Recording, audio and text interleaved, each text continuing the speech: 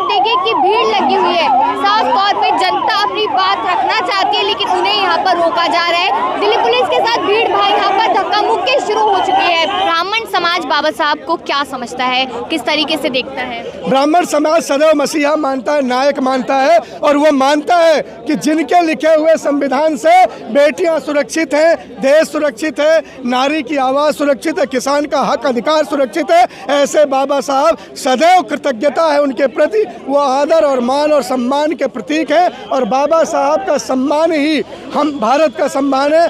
संविधान हमारा भगवान है जिसमें हमारे प्राण सुरक्षित है, संविधान हमारी जान है जिसमें हम सुरक्षित हैं। संविधान सुरक्षित है तो भगवान है, भगवान को पूजने, भगवान को मानने वाले हैं। संविधान की सुरक्षा ही हम सब की सुरक्षा है। नमस्कार, आप देख रहे हैं जनता लाइव, मैं हूं कशिश आपके साथ। सबसे पहले तो मैं आपको पीछे का माहौल दिखाना चाहूंगी कि किस तरीके से यहाँ पर लोगों को डिटेन किया जा रहा है। एक बार फिर से यहाँ पर लोग अपनी बात रखने के लिए बीजेपी मुख्यालय जा रहे थे और उन्हें एक बार फिर से रोका गया। यहाँ पे पैरामिलिट्री फोर्स लगी हुई है, दिल्ली पुलिस यहाँ पर मौजूद है, और साफ तौर पे देखा जाए तो बात रखने से रोका जा रहा है। अब ये बात कैसे शुरू हुई, ये सबको पता है कि संसद में अमित शाह गृह मंत्री ने किस तरीके का बयान दिया था कि अम्बेडकर अम्बेडकर अम्बेडकर कहना सिर्फ एक फैशन हो गया है।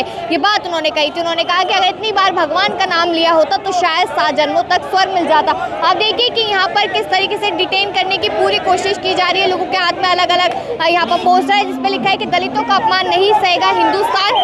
और यहाँ पर आप देखिए कि भीड़ लगी हुई है। साफ तौर पे जनता अपनी बात रखना चाहती है, लेकिन उन्हें यहाँ पर रोका जा रहा है। दिल्ली पुलिस के साथ भीड़ भाड़ यहाँ पर धक्का मुक्की शुरू हो चुकी है। यहाँ पर आप देख सकते हैं साफ तौर पे कि दिल्ली पुलिस हाथापाई पे उतर आई है। यहाँ पर जिस तरीके से धक्का मुक्की कर रही है, लगातार रोकने की कोशिश की जा रही है। और यहाँ पर लोगों का साफ तौर पे कहना है कि अमित शाह की पुलिस है तो पुलिस यहाँ पर अपना काम कर रही है, तो यहाँ पर जनता को अपनी बात रखने नहीं दी जाएगी। आप देखिए कि ऊपर भी एक पोस्टर लेकर खड़े हो जिसमें कहते हैं बाबा साहेब भीमराव अम्बेडकर का अपमान नहीं सहेगा हिंदुस्तान। ये लगातार बातें यहाँ पर कही जा रही है, लेकिन अब देखा जाए तो अब क्या अगला कदम रहने वाला है यहाँ पर लोगों का, ये देखना होगा।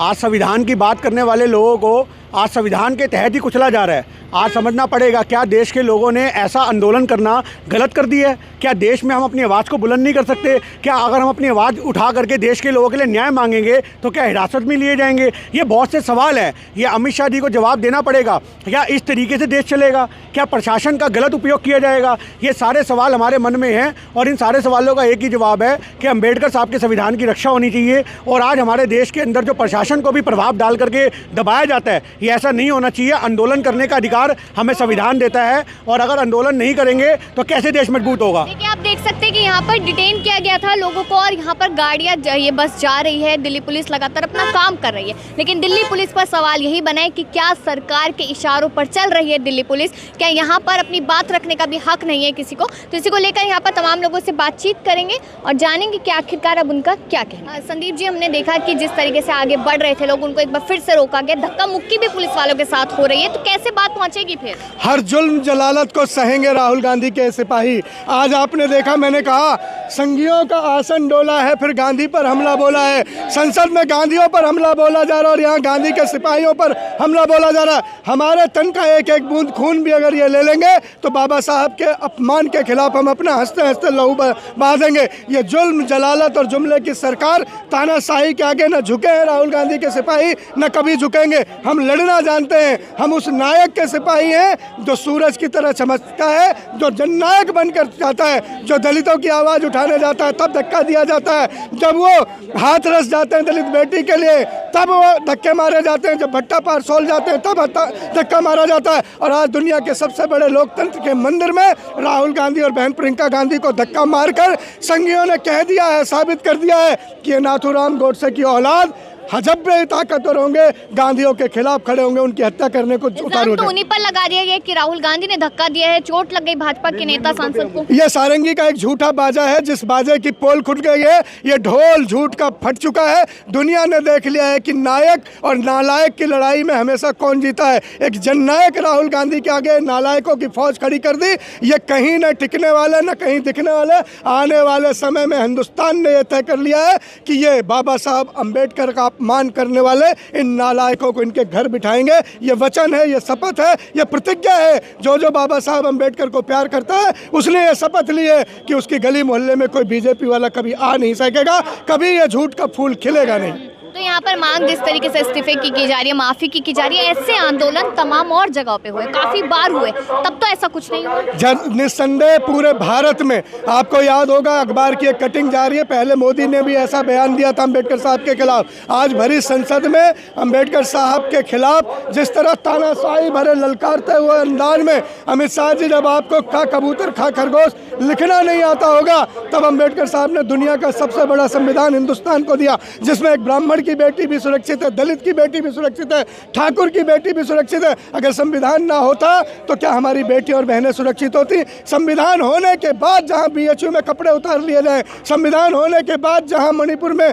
बेटियों को नंगा घुमा दिया जाए, संविधान होने के बाद जहां हाथरस में पेट्रोल कांड करके दलित की बेटी जला दी जाए, संविधान होने के बाद 750 किसानों को काल के गाल में समा दिया जाए और सोना जीतने वाली बेटियों के सीने पर बूट रख दिया जाए, तो ये वही लोग हैं जो मनमानी करना चाहते हैं। जब ये संविधान नहीं बदल पाए तो संविधान के रचयिता को अपमान करने लगे, ये हिंदुस्तान बर्दाश्त नहीं करेगा। कौन रोकेगा फिर? अगर बदलना चाहते हैं तो कौन रोकेगा इस चीज को? निस्संदेह जननायक रोकेंगे, राहुल गांधी रोकेंगे, उनके सेना रोकेगी, उनके हम जैसे सिपाही अदने से लगाए। कहते हैं नल भी कामयाब हुए जब राम जी ने पुल बनाया था। हम राहुल गांधी के सिपाही हैं, घर घर से निकलेंगे और हर घर, हर गली, हर चौक, हर चौराहे पर ललकारेंगे, दुनिया को साथ लेंगे, आवाम को साथ लेंगे और इन जुमलेबाजों की पोल और कलई को खोलेंगे। लगभग सबके हाथों में एक ही पोस्टर है जिस पे लिखा है कि दलित अब नहीं सहेगा, बदल के रहेगा। क्या बदलना चाहते हैं? निस्संदेह ऐसा निजाम जिसमें बेटियां सुरक्षित ना हो, बेटियां नंगी घुमाई जाती हो। निस्संदेह ऐसा निजाम जिसमें किसान सुरक्षित ना हो, उनके ऊपर थार चढ़ाया जाता हो। निस्संदेह ऐसी सरकार को बदलेंगे जो सरकार जुल्म करती हो, जुमला करती हो। निस्संदेह ऐसे लोगों को हटाएंगे जो बीएचयू में मेहमना की धरती पर बेटियों के कपड़े उतरवाते हो। हम बर्दाश्त नहीं करेंगे, हम हटाएंगे। और मैं ही नहीं, ये पूरे हिंदुस्तान से आवाज़ है कि भाजपा साफ है। तो ब्राह्मण समाज बाबा साहब को क्या समझता है, किस तरीके से देखता है? ब्राह्मण समाज सदैव मसीहा मानता है, नायक मानता है और वो मानता है कि जिनके लिखे हुए संविधान से बेटियां सुरक्षित हैं, देश सुरक्षित है, नारी की आवाज़ सुरक्षित है, किसान का हक अधिकार सुरक्षित है, ऐसे बाबा साहब सदैव कृतज्ञता है उनके प्रति। वो आदर और मान और सम्मान के प्रतीक है और बाबा साहब का सम्मान ही हम भारत का सम्मान है, बाबा साहब का सम्मान ही हिंदुस्तान का सम्मान है और बाबा साहब का सम्मान ही देश का सम्मान है। फिर से माना जा रहा है कि जो दलित है उनका हक अधिकार एक बार फिर से खतरे में, ऐसा है? निस्संदेह जब भाजपा आती है, दलित, किसान, मजदूर, बेटी, पहलवान, जवान, सबके ऊपर आफत आ जाती है, सब असुरक्षित हो जाते हैं, सबके ऊपर जुल्म होता है। ये जुल्म और जुमले की सरकार, जलालत देने वाली सरकार को न सहेंगे और अब इन्हें हटा के रहेंगे। कैसे हटाएंगे फिर, क्या कदम उठाएंगे? निस्संदेह जनता के बीच में जाएंगे। जनता अंतिम अधिकारी है, जनता अंतिम मालिक है, जनता शासक है, जनता ही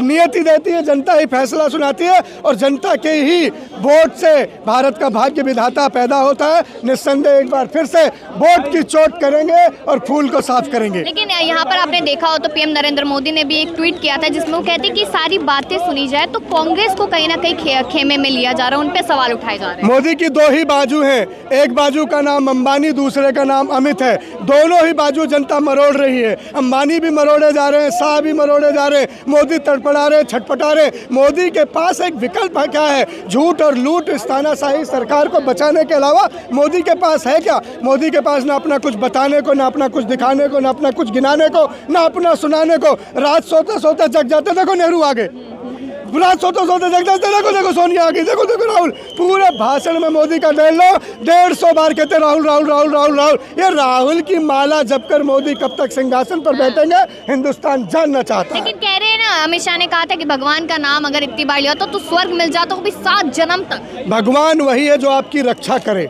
भगवान वही है जो आपकी सुरक्षा करे। भगवान किसी पेड़ पौधे मूर्ति का नाम नहीं है। संविधान हमारा भगवान है जिसमें हमारी बेटियां सुरक्षित हैं। संविधान हमारा भगवान है जिसमें हमारे प्राण सुरक्षित हैं। संविधान हमारी जान है जिसमें हम सुरक्षित हैं। संविधान सुरक्षित है तो भगवान है, भगवान को पूजने, भगवान को मानने वाले हैं। संविधान की सुरक्षा ही हम सबकी सुरक्षा सुरक्षा है। संविधान से बड़ा हिंदुस्तान में कोई भगवान नहीं है, जिसमें जवान, बेटी, किसान, पहलवान सब सुरक्षित हैं। बाबा साहब का दिया संविधान ही राष्ट्र के लिए भगवान है। आजकल लोग भी बाबा साहब को भगवान के तौर पे देख रहे हैं। देखिए, हर एक की अपनी मनसा है, अपनी कृतित्व है, लेकिन मैं तो संविधान को राष्ट्र का भगवान का दर्जा मानता हूँ। मोदी जी उसके आगे नतमस्तक होते हैं और अमित शाह उसको लिखने वाले का अपमान करते हैं। यह देश अपने आप में देख रहा है कि किस तरह। तो अमित शाह माफी मांगेंगे?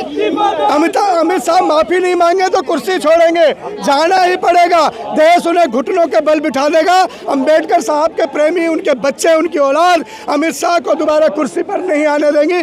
ये तय है, ये निश्चित है कि अपमान करने वाले, बाबा साहब के खिलाफ बोलने वालों को बाबा साहब के बच्चे, उनके बेटे, उनकी औलादें जिंदगी में माफ़ नहीं करेंगे।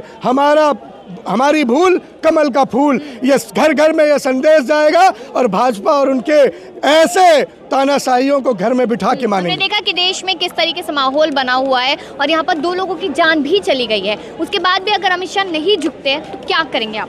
देखिए, हम जान की बाजी लगाएंगे। मैंने लिखा ना कि संघियों का आसन डोला है, फिर गांधी पर हमला बोला है। देश के सदन में प्रियंका गांधी जी पर, राहुल गांधी पर हमला बोला। ये जब जब संघी ताकतवर होते हैं तब महात्मा गांधी की जान लेते हैं। जब जब संघी ताकतवर होते हैं तो राहुल गांधी की राह रोकते हैं। जब जब ये संघी ताकतवर होते हैं तो हमला करने की बात करते हैं। मैं कहता हूँ, जब दलित की बस्ती में राहुल जाते हैं तो उनको धक्का दिया जाता है। जब गरीब के बस्ती में राहुल जाते हैं तो धक्का दिया जाता है। जब किसानों से मिलने जाते हैं तो धक्का दिया जाता है। और आज संसद में जब अंबेडकर साहब के मान के लिए राहुल गांधी आवाज उठा रहे थे तब उन्हें धक्का दिया जाता है। मैं तो इतना ही कहूंगा, रोक न पाओगे आंधी को, ये हमारे बढ़ते राहुल गांधी को। ये राहुल गांधी सूरज है, जननायक है। चमकते हुए सूरज के आगे छोटे छोटे टिमटिमाते सितारे अपने आप बुझ जाएंगे, जनता इन्हें मिटा देगी। ये आवाज आ रही है। बिल्कुल, आपने यहाँ पर सुना कि किस तरीके से जो जनता में आक्रोश है वो साफ तौर पे देखने को मिल रहा है और मांग सिर्फ इतनी है कि अमित शाह यहाँ पर माफ़ी मांग ले या फिर इस्तीफा दे दे। तो आखिरकार अब भाजपा क्या कदम उठाएगी, ये देखना बहुत ज़्यादा यहाँ पर दिलचस्प रहेगा कि आखिरकार भाजपा क्या करती है। क्योंकि हमने आपको दिखाया कि किस तरीके से यहाँ पर लोगों के साथ जो अपनी बात रखने के लिए जा रहे थे उनके साथ यहाँ पर किया गया, पुलिस लगातार उनको रोकने की कोशिश कर रही थी। तो बयान आप लोग याद रखिए कि किस तरीके से यहाँ पर बाबा साहब अम्बेडकर जी का यहाँ पर अपमान किया गया और उसको लेकर यहाँ पर भाजपा लगातार सफाइयाँ दे रही है। अपनी राय इस मुद्दे पर जरूर दीजिएगा और देखते रहिए द जनता लाइव।